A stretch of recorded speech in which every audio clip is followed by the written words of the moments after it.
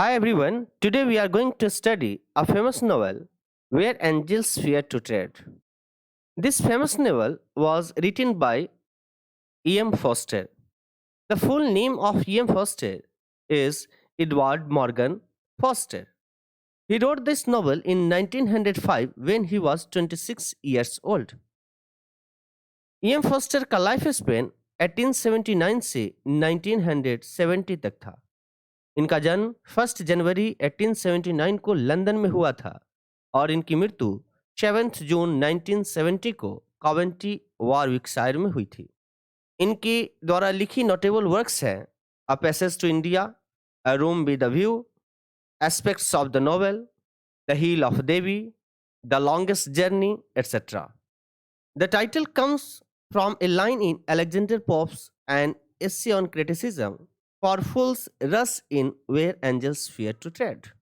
E.M. Forster ने इस novel की टाइटल अलेक्जेंडर पोप के work an essay on criticism से लिया है, जिसमें अलेक्जेंडर पोप ने for fools rush in where angels fear to tread line दिया था और उसी लाइन को इन्होंने कॉपी किया है और इस नॉवल का टाइटल दिया है where angels fear to trade.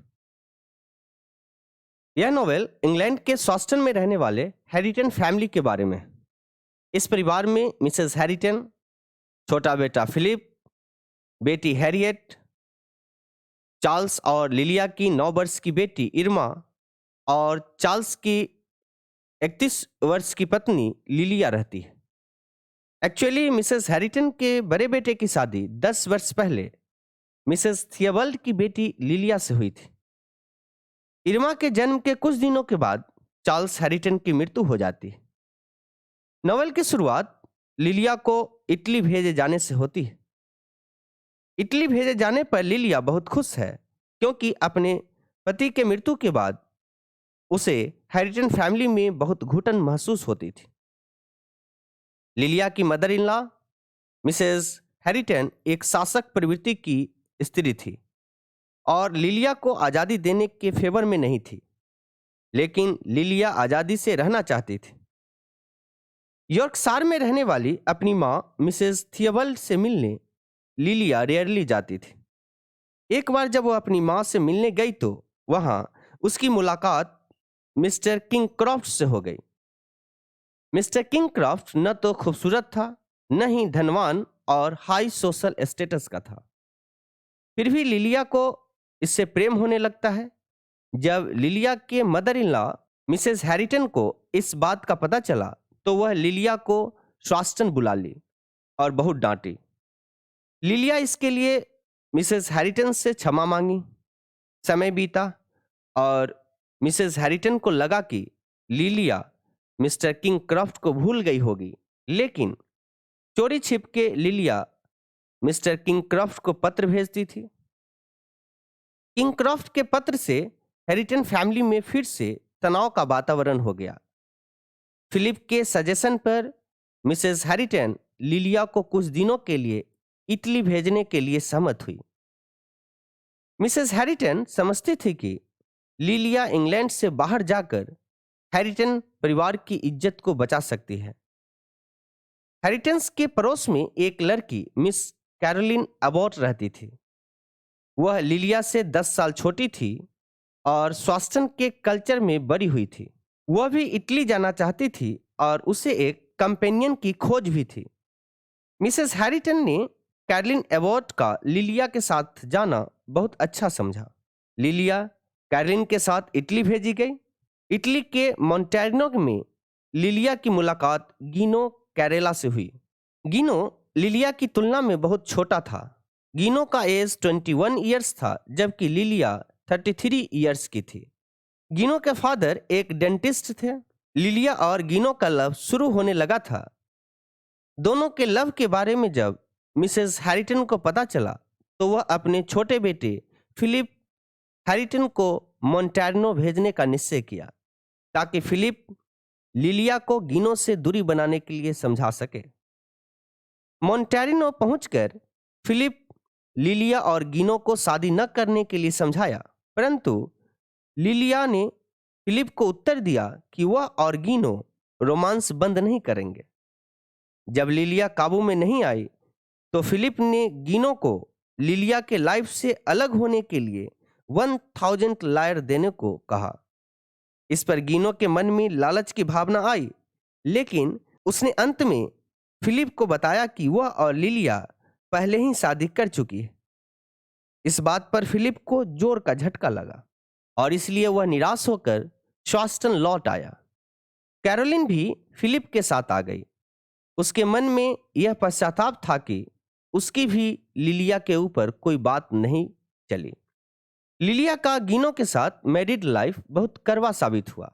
लिलिया आज़ादी चाहती थी, लेकिन गिनो उसको एक कैदी की तरह रखना चाहता था।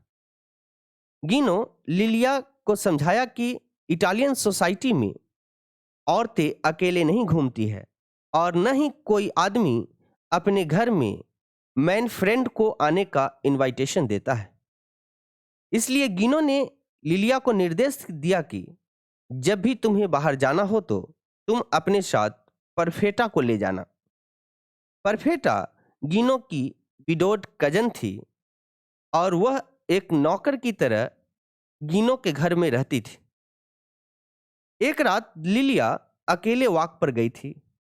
लिलिया के लौटने से पहले ही गिनो घर पहुंच गया था।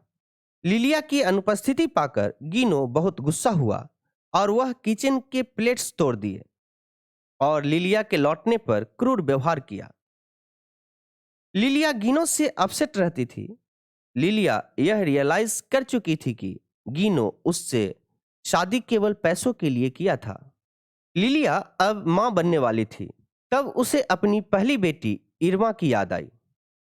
लिलिया इरमा को पत्र लिखी, लेकिन यह पत्र मिसेस हैरिटन को मिला, जिससे मिसेस हैरिटन बहुत क्रोधित हुई और हैरियट को आदेश दी कि वह लिलिया को पत्र भेजने के लिए मना कर दे।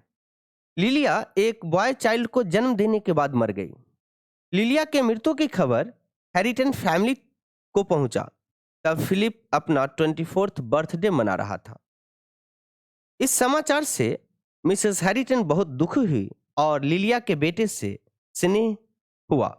जब गिनो इरमा के नाम अपने पुत्र की ओर से पिक्चर पोस्ट कार्ड भेजता था तो मिसेस हैरिटन को बहुत गुस्सा आता था। वह नहीं चाहती थी कि इरमा अपनी मां के मृत्यु के बारे में जान पाए, परंतु गिनो के पत्र से इरमा अपनी मां के मृत्यु के बारे में जान गई थी। कैरोलिन मन ही मन यह पश्चाताप करती थी कि लिलिया के साथ जो कुछ भी हुआ उसका दोष उस पर भी है, परंतु लिलिया की मृत्यु के बाद उसके बेटे को इटली से स्वास्टन लाया जाए और उसकी शिक्षा इंग्लिश इन्वायरमेंट में हो। हैरिटन फैमिली को यह सुझाव अच्छा लगा, इसीलिए मिसेस हैरिटन ने फिलिप और हैरियट को इटली भेजा और कहा कि किसी भी कीमत में उस बच्चे को लेकर आओ। फिलिप और हैरियट मोन्टेनो के लिए निकल चुके थे। कैरोलिन एबॉट भी अपने परिवार को बिना बताए मोन्टेनो पहुंची। मोन्टेनो पहुंचकर कैरोलिन गिनो से मिली तो उसका पहला दृष्टिकोण बदल गया। उसे ऐसा लगा कि गिनो अब बिल्कुल बदल गया है। इधर हैरियट ने लिलिया के बेटे के बारे में अपनी योजना बनाई। इस बीच गांव में एक व्यक्ति की सहायता से हैरियट ने लड़के की चोरी करा दी। जब फिलिप ने उसे देखा तो वह यह समझा कि गिनो ने अपना बेटा बेच दिया है। वह व्यक्ति बच्चे को चुराकर हैरियट को दे दिया। शाम का समय था और हैरियट और फिलिप को इंग्लैंड के लिए टांगा से प्रस्थान करना था। हैरियट उस बच्चे के बारे में फिलिप को नहीं बताई। टांगा पर जब बच्चा रोने लगा तब फिलिप जाना कि हैरियट गिनो के बच्चे की चोरी कर ली थी। शाम का समय था, अंधेरा छाया हुआ था और टांगे पर फिलिप और हैरियट गिनो के बच्चे को लेकर इंग्लैंड की ओर प्रस्थान कर रहे थे। दूसरी तरफ से कैरोलिन एबॉट भी टांगे से आ रही थी। अंधेरा इतना ज्यादा था कि दोनों के टांगों के बीच टक्कर हो गई और हैरियट के हाथों से बच्चा छूट गया, जिससे उस बच्चे की मृत्यु हो गई और फिलिप का हाथ भी टूट गया। इस घटना का समाचार गिनो को मिला। गिनो फिलिप को मारने दौड़ा, लेकिन कैरोलिन बचाव कर दी। शांत होकर गिनो रोने लगा। नॉवेल के इस लास्ट सीन में ईएम फॉस्टर अपनी फिलोसफिकल व्यू को व्यक्त करते हुए कहते हैं कि हम लोगों को दूसरे लोगों को ठीक ढंग से समझना और परखना चाहिए। हमारे अंदर जो पुराने विचार अंधविश्वास के आधार पर बने हुए हैं वह कई प्रकार की गलतफहमियों को पैदा कर देते हैं। इससे हमारे संबंध ठीक तरह से नहीं बन पाते और इसी मूर्खता के कारण हम लोग कई दुर्घटनाओं का शिकार हो जाते हैं। इस प्रकार आज की famous novel where angels fear to tread की शॉर्ट स्टोरी समाप्त हुई। नेक्स्ट क्लास में फिर आपसे मुलाकात होगी। तब तक के लिए thank you very much. Take a good care of yourself. 1 second. Thank you for watching.